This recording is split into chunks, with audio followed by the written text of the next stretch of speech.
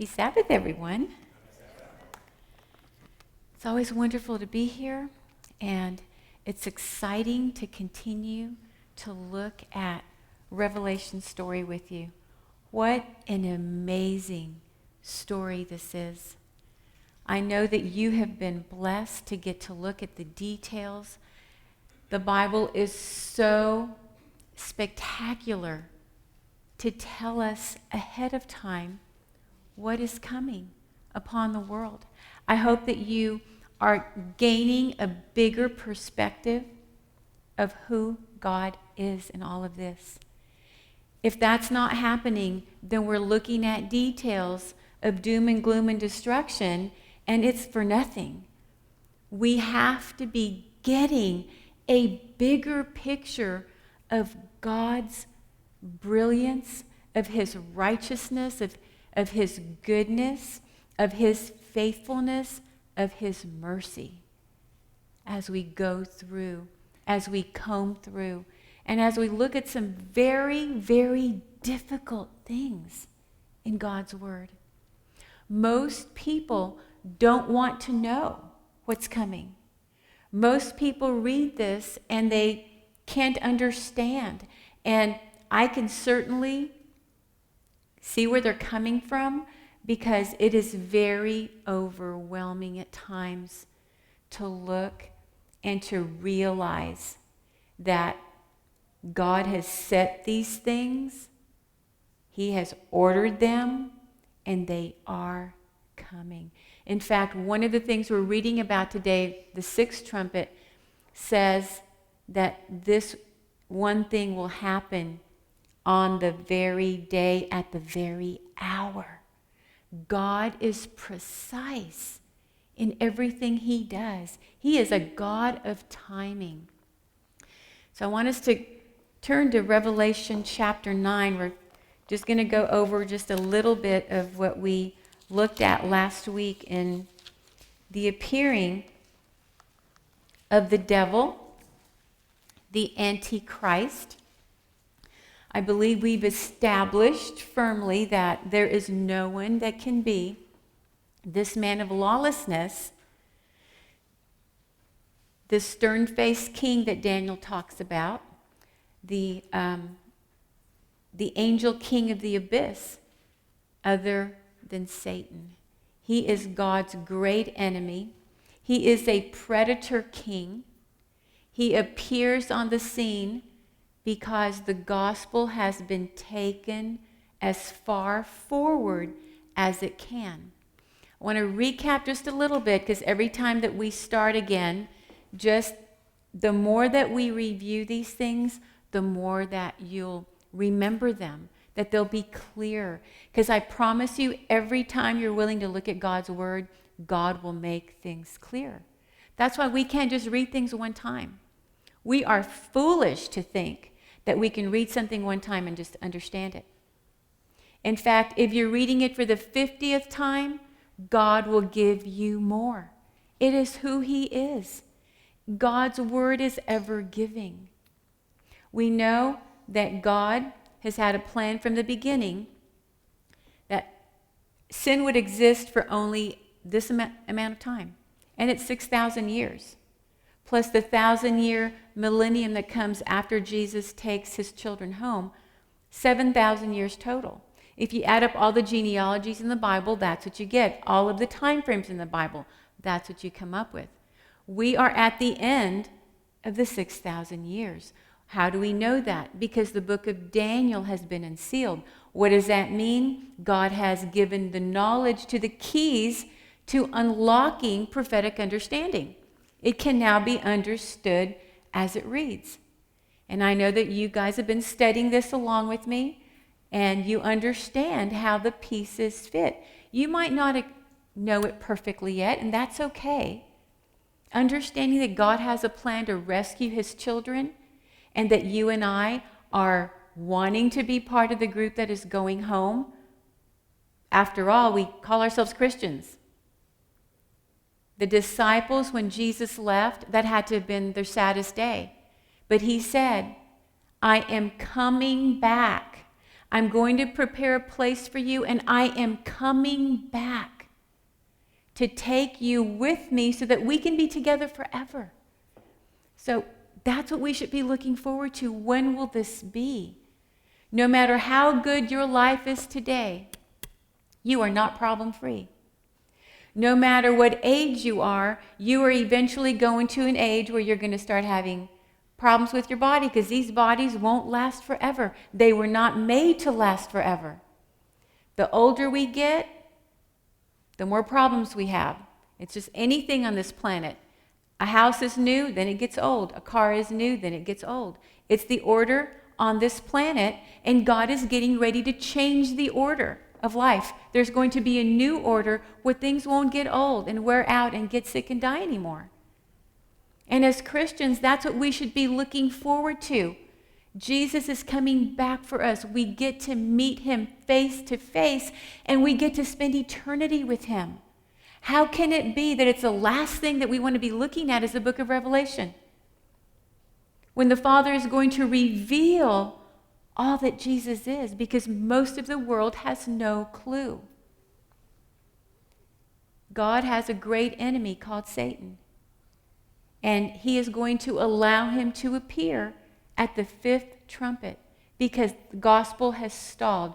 Remember that the 144,000 are servant prophets that are sealed either right before or at the casting down of the censer, and day one of 1,335 days that Daniel 12 tells us the tribulation will last. It's not that God's given a tribulation because he wants to be mean and do horrible things to us. It's a warning that we are marching toward day 1335 when Jesus appears in the clouds and we are caught up to him. We meet him in the air, Paul says in 1 Thessalonians chapter 4. Yes, you're familiar with that. The dead in Christ will rise first, then we who are alive, there will be some people alive when Jesus returns, we will be caught up with them, with those that are raised from the dead, and we will meet the Lord, what does the word say? In the air. We are going to meet him in the air and then be with the Lord forever. That's what you and I are looking forward to. That rescue plan, leaving, flying through outer space to wherever heaven is going to be just unbelievable. Cannot wait. But before that happens, there are many horrific things that lead up to that, because Matthew 25 tells us that there's going to be a separation of the sheep and goats. There are only two groups of people, sheep and goats. The sheep are God's people, the goats are Satan's. And during the Great Tribulation, the Holy Spirit is pouring down upon people's hearts, is being poured out to make decisions, to look at the clearest evidence of truth that Jesus Christ is the creator of the world, that we are accountable to him, and a demand of worship goes out. Not a suggestion, but a demand. Fear God and worship him. 144,000 servants who have been sealed, meaning they have no more carnal nature. It has been removed. They're going forward in great power that the Holy Spirit and God's law enable them to go through and to take the message of salvation out. We get 2/3 of the way through, and that's about the time that the fifth trumpet comes into play, and that's what we read last week. In fact, verse 5 says that these demons that appear are not giving power to kill, but only to torture for 5 months, and they can't touch which ones? Those that wear the seal of God on their forehead. I want to talk to that first because that has to be the next focus that we have when we're studying prophecy and we're studying Revelation story. First, what God is doing, he's building a family. He's coming to save all those that want to be saved. There will be some who refuse to be saved. They refuse to love the truth and so be saved. Paul says clearly, they will refuse. I don't want it.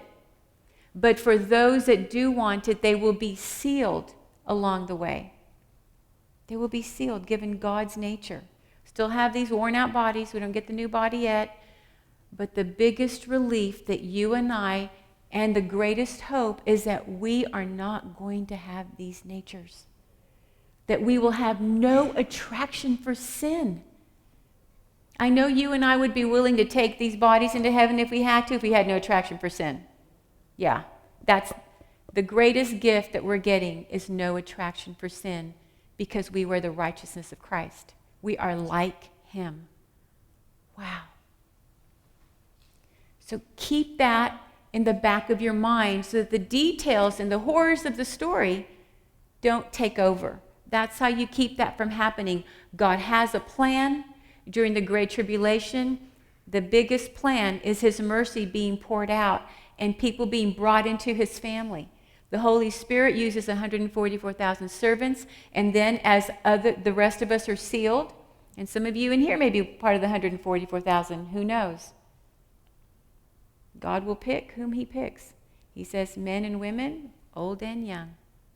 There's lots of people that qualify in this room. The 144,000 go out and tell the story, and people agree or disagree, submit or refuse. And God moves forward, sealing people, and then the gospel stalls out. God will not force anyone to be a part of his family. God doesn't force. Therefore, he has to force us to choose. The hardening of the heart, whenever you read it in the Bible, is always that God makes us choose. We choose. It's not that God ever chooses for us. He brings us to a place where it's like, choose. Right or left, where are you going to go? There's no more stalling. And that's what the appearing of the devil is all about. We talked about the appearing of the devil, and all of these grand demons, they're going to be a sight to behold. In fact, Paul warns us, if you hear that he's out in the desert, if you hear that he's in the inner rooms, don't go. Satan is going to appear to be such a glorious being. He would deceive even you and I if we sat there and listened to him. He's going to be beyond. I suggested that these will be imposing beings. They will be big. Will they be as big as the angels in the temple, Solomon's temple, which were 15 foot tall? Maybe as big as Goliath, 9 feet tall. Either way, they're going to be big, imposing creatures, beautiful creatures. The Bible says they will have long hair like women. They'll be human, looking like us. Satan doesn't have a body right now. He lives in the spirit world where he's been put. That's the abyss. So to step out of that and for us to be able to see him, he has to have a body.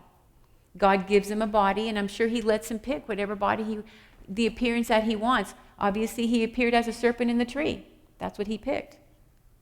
So you and I have no idea how many of these evil angels will be allowed to come out of the abyss. And for one reason is Satan's always wanted worship. God says, go ahead. The world does not want to worship me. They have to make a choice. So he allows Satan to come on the scene, and Satan will appear as a benevolent God, healing, proving his divinity by calling fire down from heaven. The world will fall at his feet. His demons are working to get everyone to worship him by inflicting pain on those that don't wear God's seal. This gives us clues because most people have never considered, again, the sealing. The 144,000 get sealed first. They are first fruits of the harvest.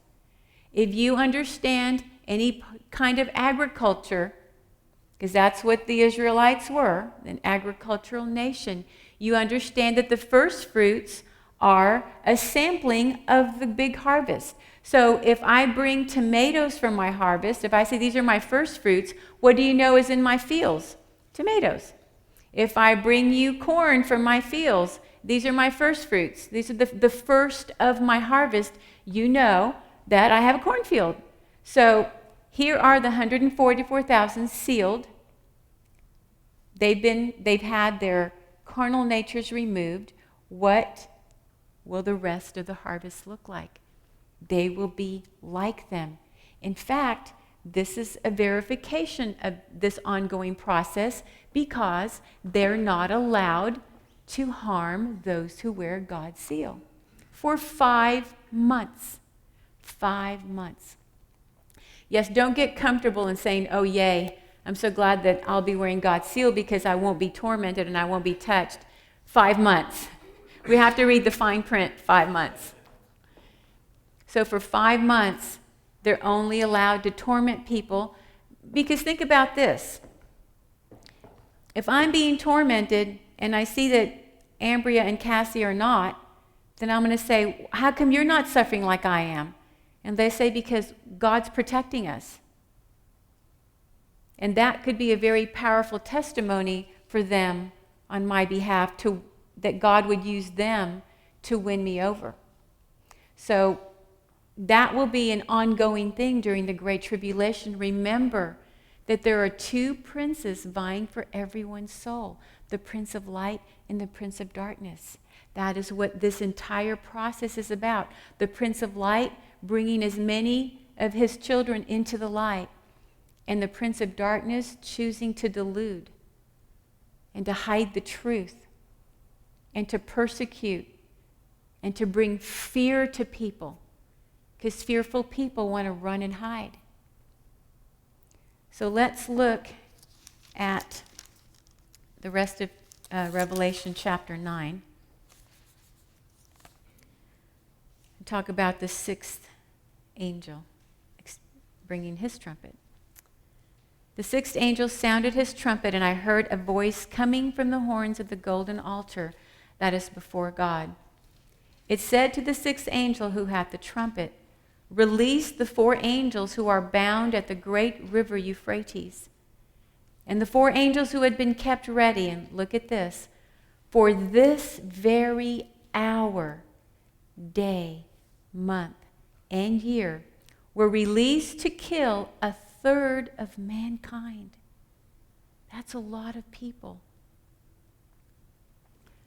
If we consider there's 7 billion people living right now, and 1/4 of those have already died in the trumpets, and by this time many more have died from illness and everything else.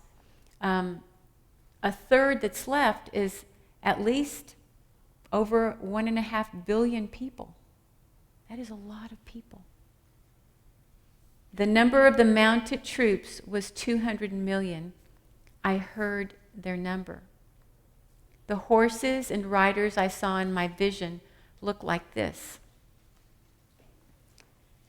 Their breastplates were fiery red, dark blue, and yellow as sulfur. The heads of the horses resembled the heads of lions, and out of their mouths came fire, smoke, and sulfur. 1/3 of mankind was killed by 3 plagues of fire, smoke, and sulfur that came out of their mouths. The power of the horses was in their mouths and in their tails, for their tails were like snakes having heads with which they inflict injury. Obviously, back in John's day, they didn't understand what we have today for fighting with, like bombs and tanks and all kinds of things that are used for war. So God is painting a picture, but John is writing what these things look to be. One of the bigger picture that I want you to get from this is that this is not demons killing human beings. This is human beings killing human beings.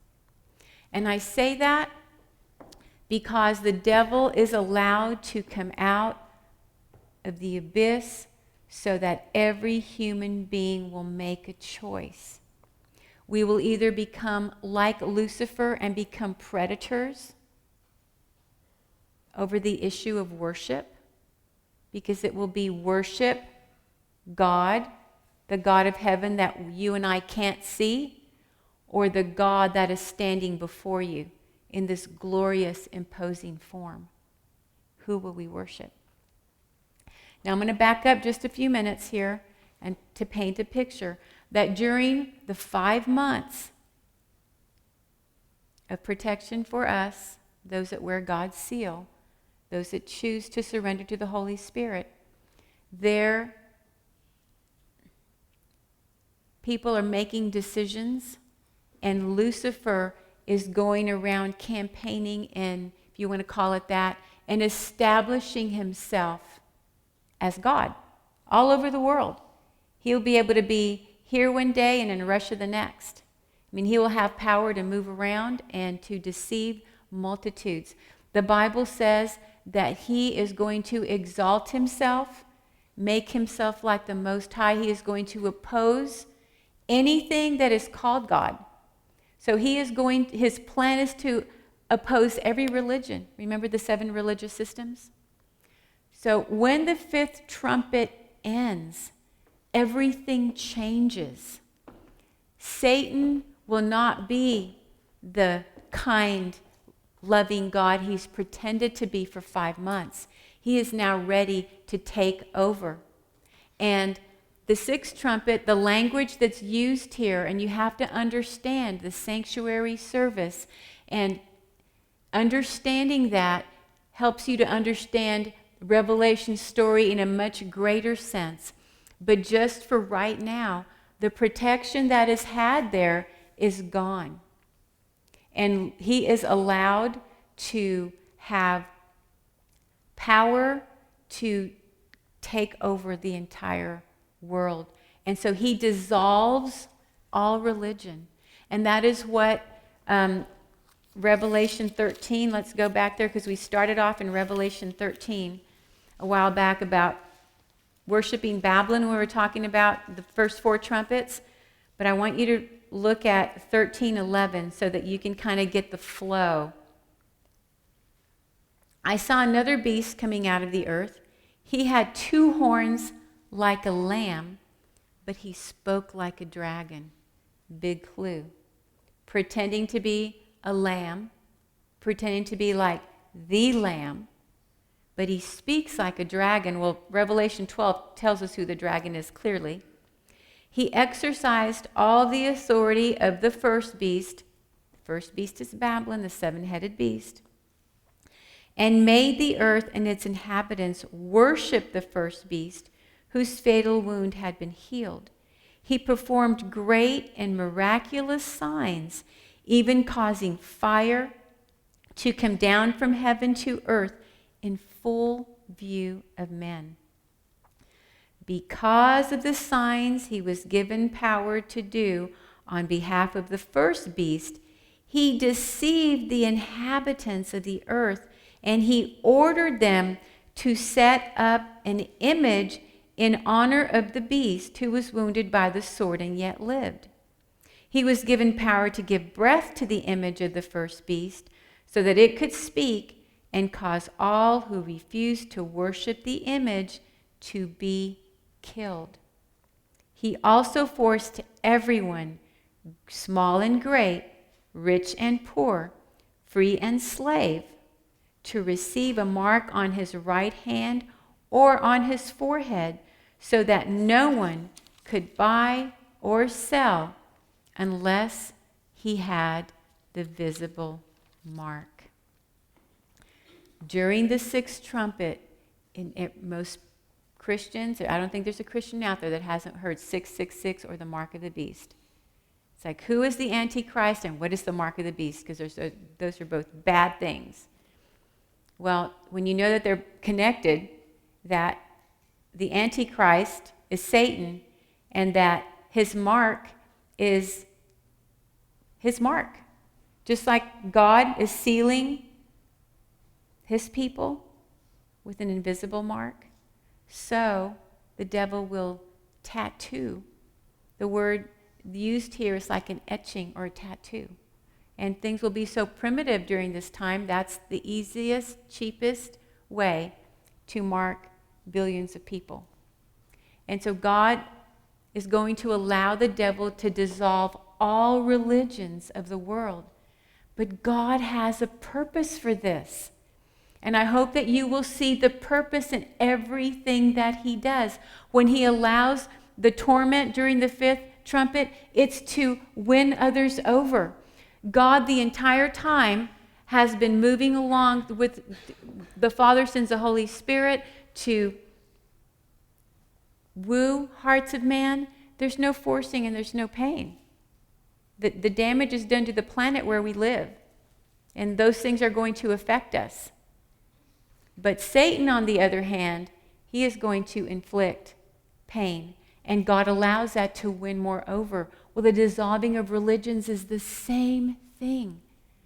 When a man that has lived his whole life as a Muslim, and God understands that the way we're raised, our culture, our theology, our background, it has a very strong hold on us. Think about this, just to give you an idea.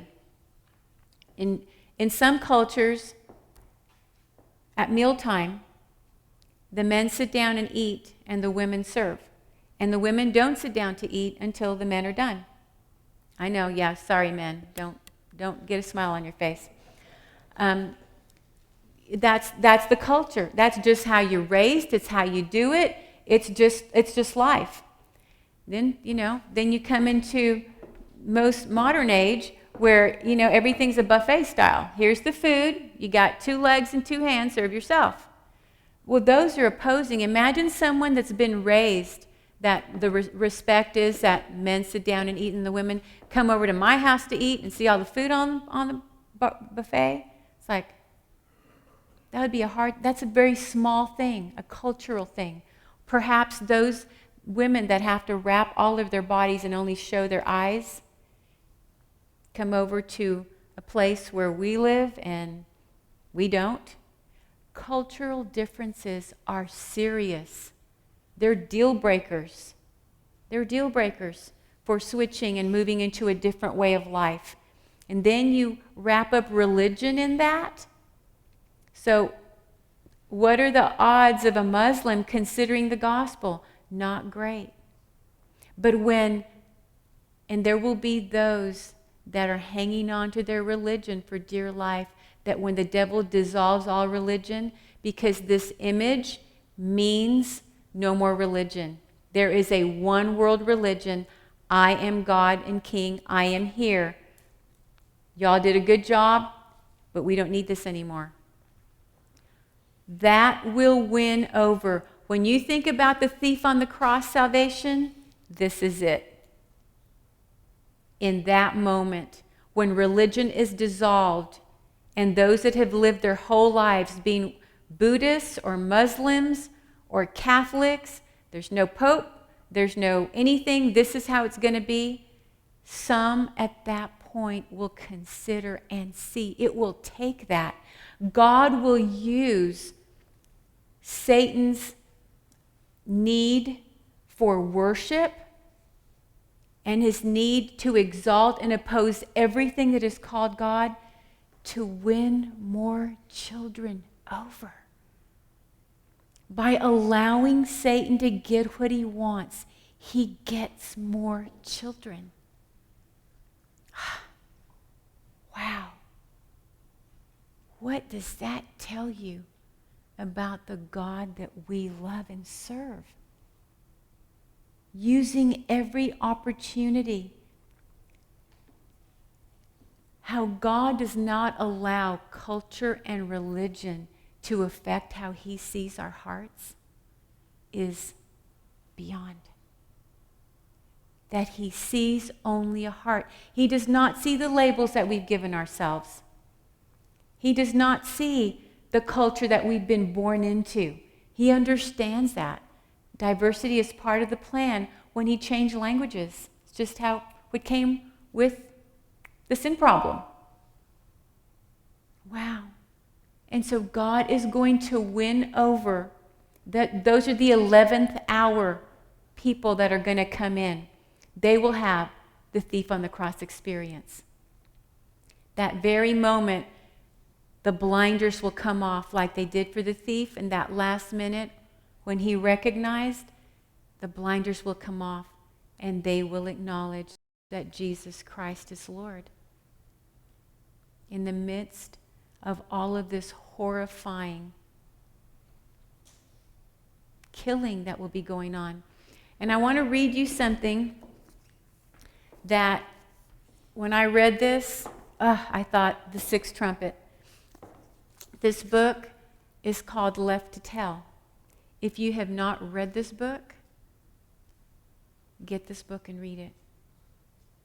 It is a mini version of what will happen in the sixth trumpet. It's about the Rwandan Holocaust. And I want to read you something that I find just fascinating. This woman named Immaculée trades religion for relationship when she is under the most horrifying experience of her life. And she's a Catholic. She finds God for the first time when she's having to pray under the most dire circumstances. And, there's two sides here, and like there will be, religion is interested in one thing and one thing alone, and that's being right. Religion is always interested in being right, not doing right, in being right. Why do we have all of these churches everywhere? Because you've got to come into our club to be saved. This is the right church. This is the right church. I'm in the right church. It's about being right, not doing right. And God has sheep in every little pod all over the planet. But in this day and age, a great civil war rose up in Rwanda, and this young girl finds herself running from those that are trying to kill her. And she is, I know the Lord led her to this pastor's house, and he is afraid of harboring them, but afraid of not harboring them.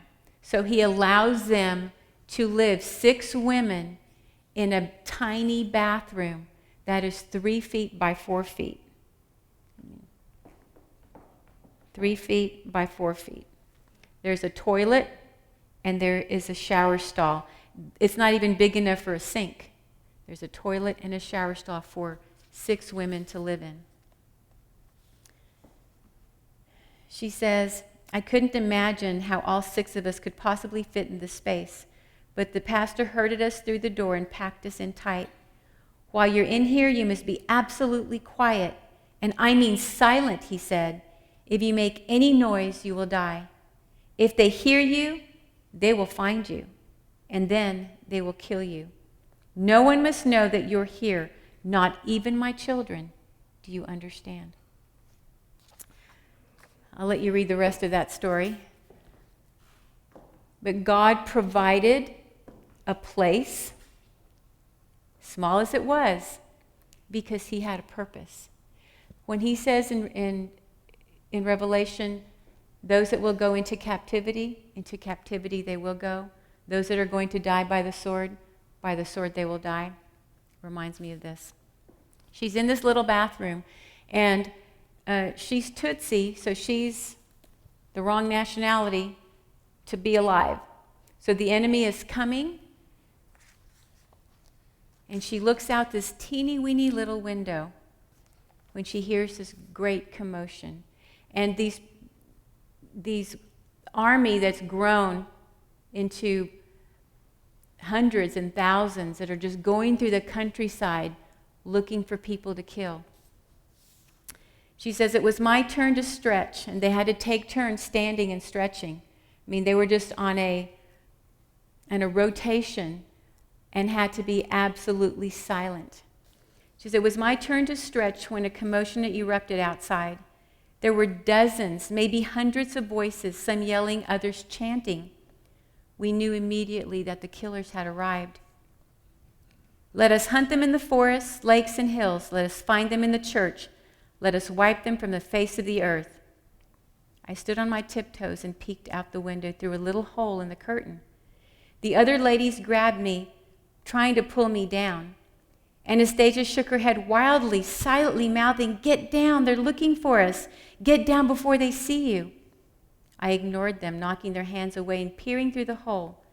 I immediately regretted my decision because I was petrified by what I saw. Hundreds of people surrounded the house, many of whom were dressed like devils, wearing skirts of tree bark and shirts of dried banana leaves. Some even had goat horns strapped onto their heads. Despite their demonic costumes, their faces were easily recognizable. There was murder in their eyes. They whooped and hollered. They jumped about, waving spears, machetes, and knives in the air. They chanted a chilling song of genocide while doing a dance of death. Kill them, kill them, kill them all. Kill them big, kill them all. Kill the old, kill the young. A baby snake is still a snake. Kill it too, let none escape. Kill them all. It wasn't the soldiers who were chanting, nor was it trained militiamen who had been tormenting us for days. No, these were my neighbors, people I had grown up with, gone to school with. Some had even been to our house for dinner. I spotted Kanga, a young man I'd known since childhood. He was a high school dropout, and my dad had tried to help him. I saw Philip, a young man who had been too shy to look anyone in the eye, but now he was completely at home in this group of killers. At the front of the pack, I could make out 2 local school teachers who were friends of my brother. I recognized dozens of Mataba's most prominent citizens in the mob, all of whom were in a killing frenzy, ranting and screaming for Tutsi blood. The killers leading the group pushed their way into the pastor's house, and suddenly the chanting was coming from all directions. Instead of Tutsi blood, it will be Christian blood. Of course, it's not just Christians. We want to call them sheep, looking for the sheep, because everyone will, to be a true Christian means that we are followers of Christ. But Christianity, since it's one of the heads of the beast, we won't call it Christianity anymore, because Christianity will have to be dissolved as well. It is as false as all the other religions. It has been watered down to where it's not even recognizable today. It will be brother against brother. These demons that are released, this 200 million demons, will take possession of human beings and influence human beings to act just like this, to take up whatever they have to, a machete, a knife, and to go through killing. It will be a killing frenzy just like this. The devil won't care who he eliminates. The 666 mystery is simply that 666 is 2/3 of the whole. That's the number that will belong to the devil. And to get the mark, those that get the mark on the forehead are lieutenants, or they're part of the officers that belong to Satan. Those that receive the mark on the right hand will be able to buy and sell. Those that do not will not be able to. It will be horrific. When the call goes out, and understand that when Satan says all of religions of the world are going to be dissolved, that will not, people won't just accept that.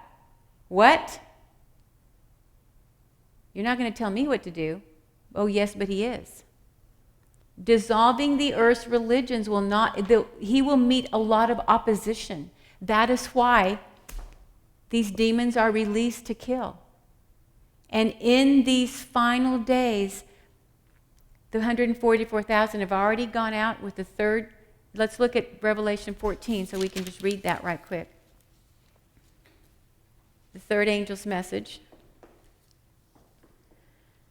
Revelation 14:9, a third angel followed them and said in a loud voice, if anyone worships the beast and his image and receives the mark on his forehead or the hand, he too will drink of the wine of God's fury, which has been poured full strength into the cup of his wrath. So they're going through saying, do not get this mark. If you get this mark, you are going to meet God's full fury. So as they're going through, Satan sends his demons through the earth. No more religion. Everyone's worshiping. We have a one world order, one religion. Whatever his name will be at that time, it will take up a new name. And he will be God on earth. And he will divide the people into manageable. I mean, how does one take over without dividing, having 10 kings, the 10 kings that we read about in the book of Daniel.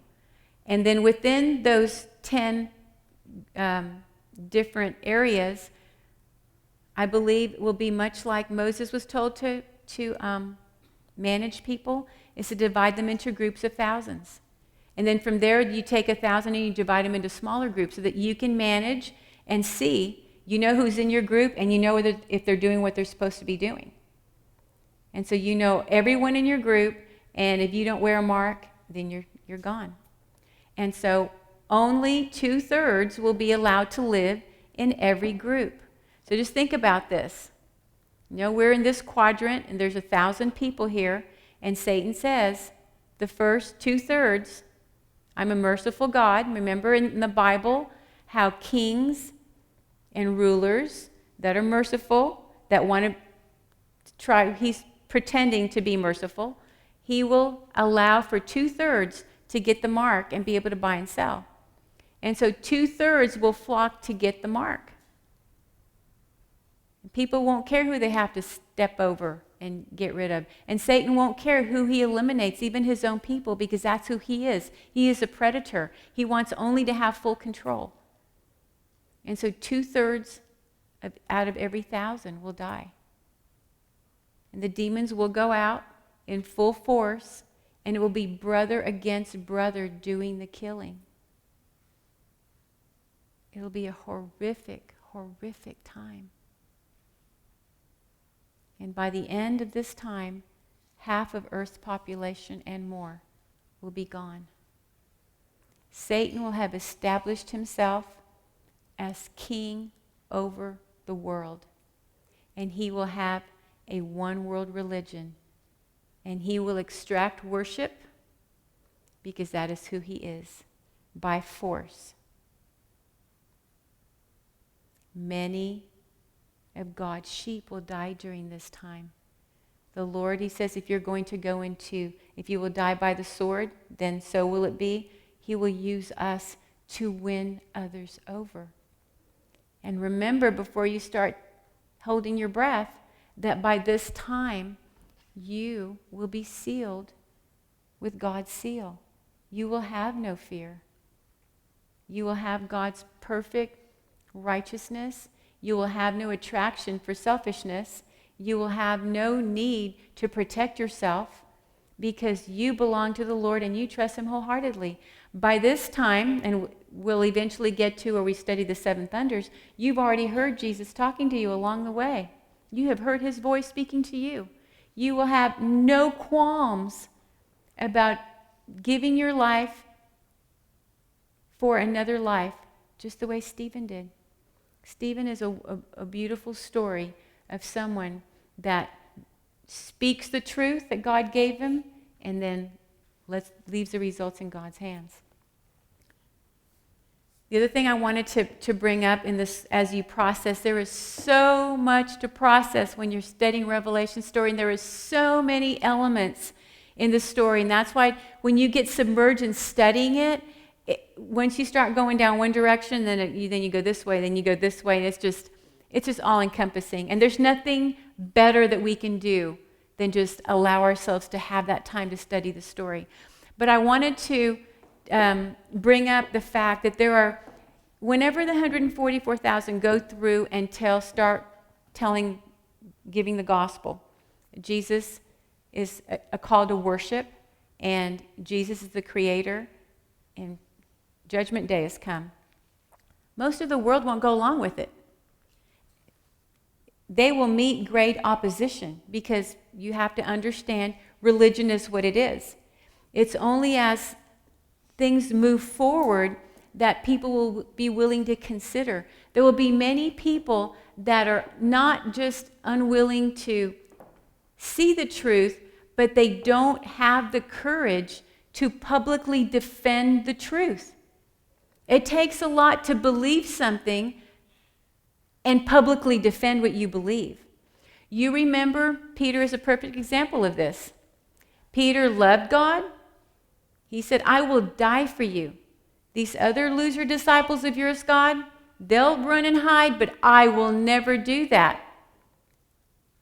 And remember, wasn't it a little girl that came and where he was warming his hands and said, aren't you one of those Jesus people? Was he willing to publicly defend what he believed? No. God understands that we are cowards. He understands that some of us are more cowardly than others, but he is very clear that cowards are not allowed to enter heaven. Clear. Because cowards lack faith. Cowards say, you don't have the power to help me. I don't believe that you can get me through this. There will be many that get to this, the fifth and sixth trumpet, that have heard the message, but could not handle stepping outside of their culture, their family, and being ridiculed or being persecuted just within their family. I mean, family will persecute their own family nowadays without any of this going on. What? You're leaving our church? You're lost forever. Isn't that what you hear? If you leave how you have been raised, you're lost. You're doomed. You're going to hell. So much. It takes a lot for people to be willing to publicly defend what they believe. And God understands that. That's why the door to mercy is open all the way through to the end.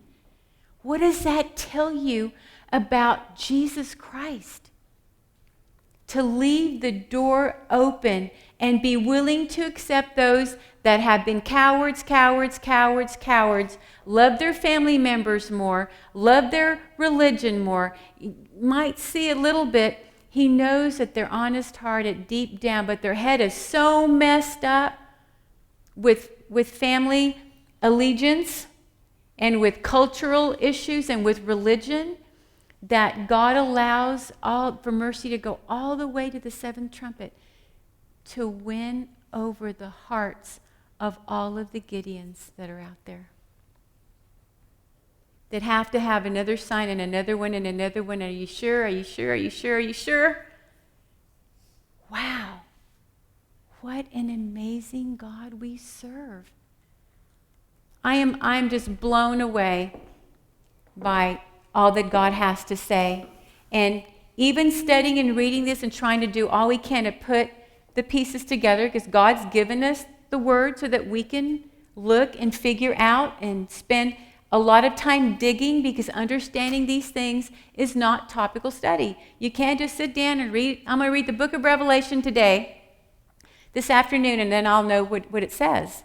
It's not going to happen. There are 5 things that we'll be working on, looking at essential elements to know to really understand the book of Revelation. I mentioned the sanctuary service, very important. Much is mentioned about altars and about things that are going on, very important. You don't have to know all of that to understand the most important thing, and that is that Jesus Christ is calling you into a relationship with him. And if you are focusing on your religion and defending your religion, God is going to call you at some point or other to examine what you believe. Does it line up with his word? And if it doesn't, do you have the courage? Do you trust him enough to allow him to teach you what truth is? That's what every one of you are having to decide. That's the most important thing. When you study these 5 essential elements, you're going to find holes in what you believe. In the sanctuary study, what happens when you die? That's a cornerstone. Once you can get what the Bible says about that, then everything that you believe, for the most part, most people believe, it will all come down. Salvation only through Jesus. Help me out here. Okay. The one that I was going to speak about before I started this.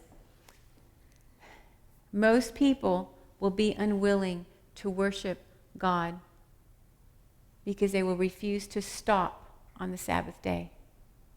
In fact, Satan is going to eliminate the 7-day cycle being a week to mess up those that want to keep up with the Sabbath. In Egypt, they had a 10-day week, and I think maybe because Egyptians have the hardness of heart that it'll be 10 days. But not too long ago, as far as some of you may even be aware, back in 1929, 1930, the Soviet Union changed their week twice from 5 days, tried 5 days for a while, and then did 6 days. So, I mean, it's been done even in our modern era, if you want to call it that. The devil will do anything to discredit God and to change the thing that God sees as a sign between him and his people. The Sabbath is a sign between God and his people. So understanding the Sabbath as one of the essential elements is key. Most people think if you worship on any given day, it's okay. Well, I say go back and reread the story of Cain and Abel. When God says, this is what I expect, then this is how it is. You and I don't get to change. Those of you that go to church on Sunday, worship on Sunday, why do you do it? Do you worship on Sunday because it's how you've been raised? Grandma and grandpa have raised you to do that. Your parents, your friends, you just like your church and they go to church on Sunday? Because that is one of the things that's going to be shaken to the core. The Sabbath is not Sunday. The Sabbath is not Friday. It's Friday sundown to Saturday sundown.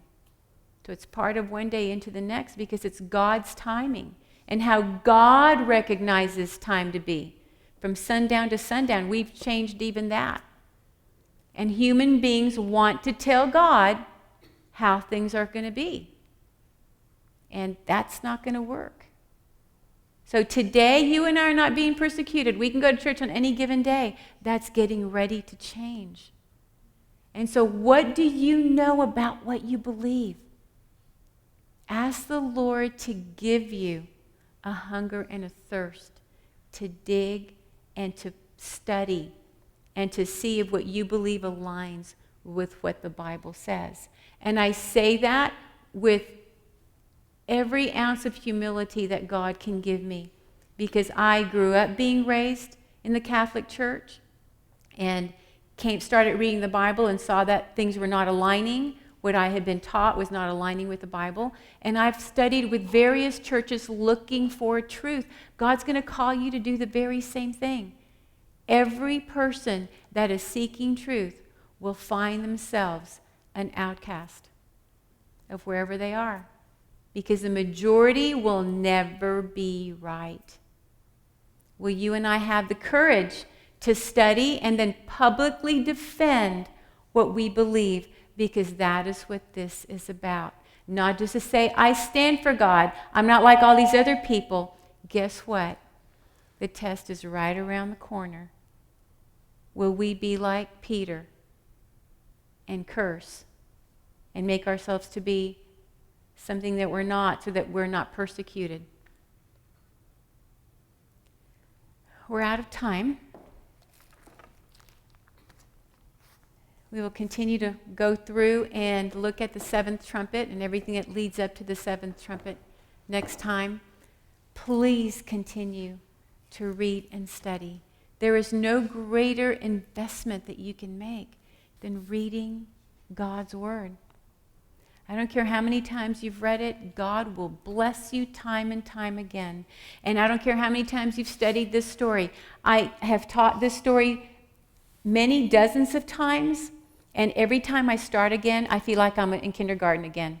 Because I look at it and I see things I've never seen, and I'm like, wow, I don't know anything.